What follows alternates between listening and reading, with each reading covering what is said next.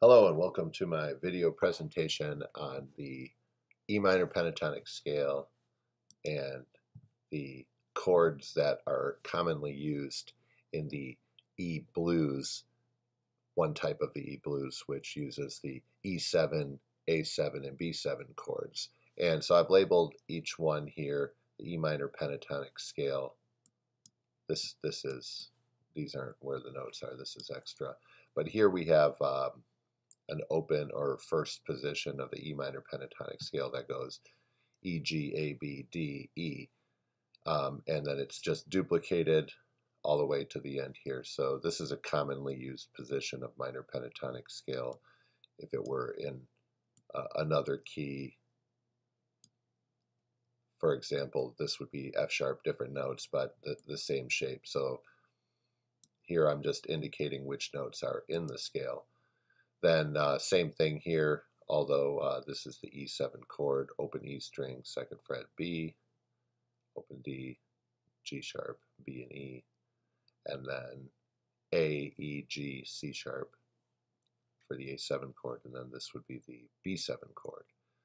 So in a 12-bar blues, you typically have the E7 chord and A7 chord doing the bulk of the changes, and then on the 9th measure go to the B7 chord, turn around to the A7 to the E7, and the 12th measure either turns around back to the B7 or back to the E7. In any case, these are the three main chords, and there's other alterations and chord substitutions and whatnot, but we're just looking at it from a simplistic way. And then, so the point of this video is to analyze the minor pentatonic scale being played over the top of this chord progression. So while this chord progression is going on, it's commonly used, people commonly use the minor pentatonic scale as a lead scale over the top of it. So let's take a look at why that is. So I'm going to bring the notes of the E minor pentatonic scale over here. So when we have the E7 chord, we can see that the E note is the root, so that makes sense. There's a match there, and then the D note matches with the chord, and then the B note matches with the chord. But then we have this note, G, which is above the, lower than the G sharp and the A. So we've got this right here, which creates, so could potentially create some half-step clashes. So it's kind of strange how that works, but I think it's one of those things that kind of makes blues what it is. And for whatever reason, when you hear those types of tones, you just say, well, that kind of sounds bluesy, if you will.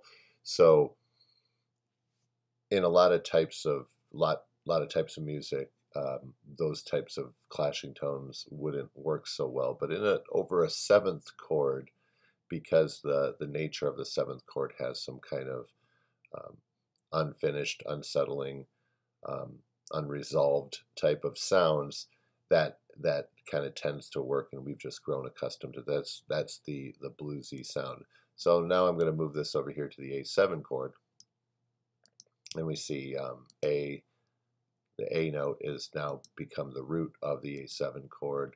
The G note is the 7th of this chord, and the E note is the 5th of this chord. There is no C sharp within the scale, but we do have this note right here, which is a whole step lower. So it doesn't match, but it has the distance of a whole step. And then we also have this note, which is a half step in front of the 3rd of A, just like we had the note that was a half step in front of the 3rd of E.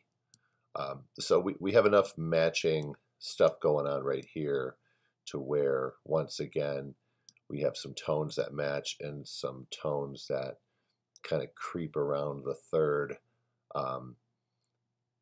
of this chord as well. So this scale, this 5-note scale, matches well. So now we come to the B7 chord,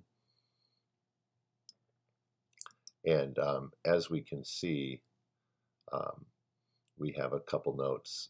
In this chord and this chord, we had 2 notes matching. In this one, we only have the root. But it's key that we have the root note B and the 7th, the A. So if we drop those out, let's take a look.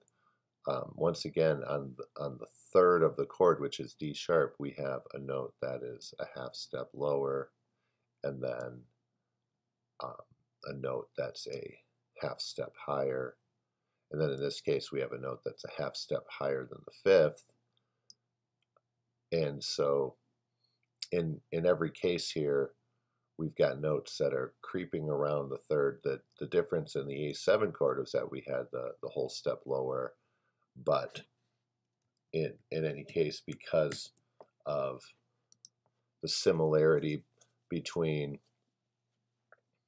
how we're affecting a portion of that chord, this particular scale over this whole chord progression tends to work pretty well. So are there some other things that we can do? Sure, we could play, notes of the chord over that, and in some cases you can make a case for pretty much any note over any chord, depending on your style, depending on what you're playing. But in this situation, a lot of times it's easy to give a soloist some confidence if they're given a simple scale pattern and asked to improvise over an entire chord progression. There doesn't have to be a whole lot of thinking going on in terms of, okay, now I got to change to this, now I have to change to this.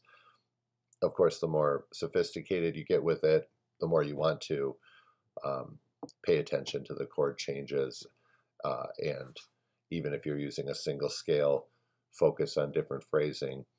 But this, for starters, it's a good way to examine what you're doing with that.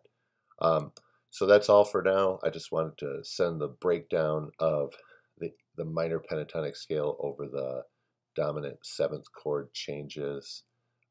Maybe that'll shed some light on your next soloing opportunity. Until the next time, thank you for watching, and we'll see you again. Have a great day.